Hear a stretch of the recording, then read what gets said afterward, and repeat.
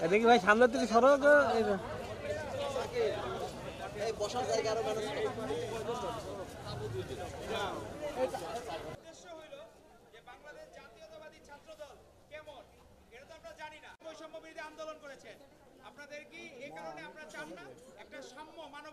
স্বৈরাচার শেখ হাসিনা সরকার অবৈধভাবে ক্ষমতা দখল করার মাধ্যমে সারা বাংলাদেশে এক অরাজক পরিবেশ তৈরি করেছিল। তারই ধারাবাহিকতায় কিন্তু বাংলাদেশের প্রতিটা শিক্ষাঙ্গনে তাদের অঙ্গ সংগঠন ছাত্রলীগ এক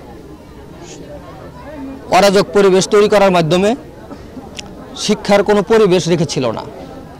আমরা সেই শিক্ষার পরিবেশ ফিরিয়ে আনার লক্ষ্যে বাংলাদেশ জাতীয়তাবাদী দল বিএনপির ভারপ্রাপ্ত চেয়ারম্যান তারেক রহমানের নির্দেশনায় আমরা প্রতিটি শিক্ষাঙ্গনে গিয়ে শিক্ষার্থীদের মতামত নিচ্ছি।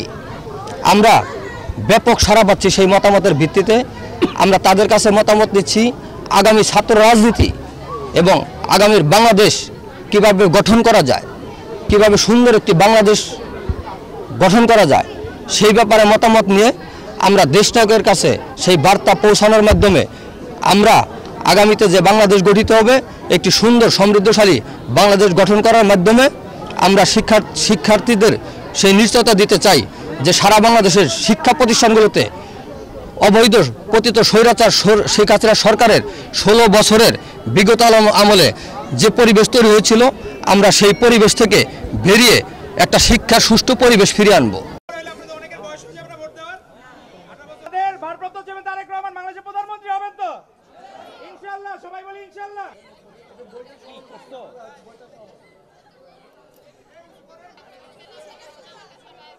আচ্ছা, আপনাদের মাঝে ক্লাস ক্যাপ্টেন কে?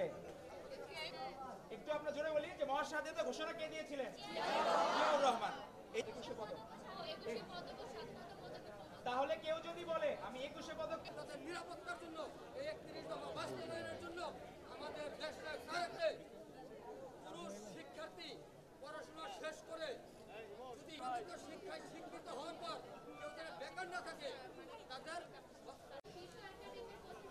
তাহলে কেউ যদি বলে শিশু একাডেমি পুরস্কার পেয়েছে তাহলে এটা কে? পাকিস্তান যদি পশ্চিম পাকিস্তান আমাদেরকে বারবার শোষণ করে তাহলে তাদেরকে ওয়ালকে কাউকে কোনো হ্যারাস করেছে ছাত্রদলের ভাইরা? তাহলে ছাত্রদলের ভাইদের জন্য একটা জোরে করে হাততালি হয়। এখন যেমন আপনারা ফুটবলের দেশকে মেসি নেইমার ওই সময় এসেছেন আমাদের দেশে।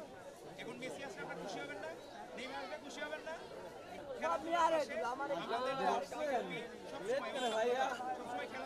তোমাদের জন্য উপহার কুষ্টিয়া জেলা ছাত্রদল তার প্রতিনিধি হিসাবে আমরা কেন্দ্রীয় প্রদেশে আমরা তোমাদের মাঝে।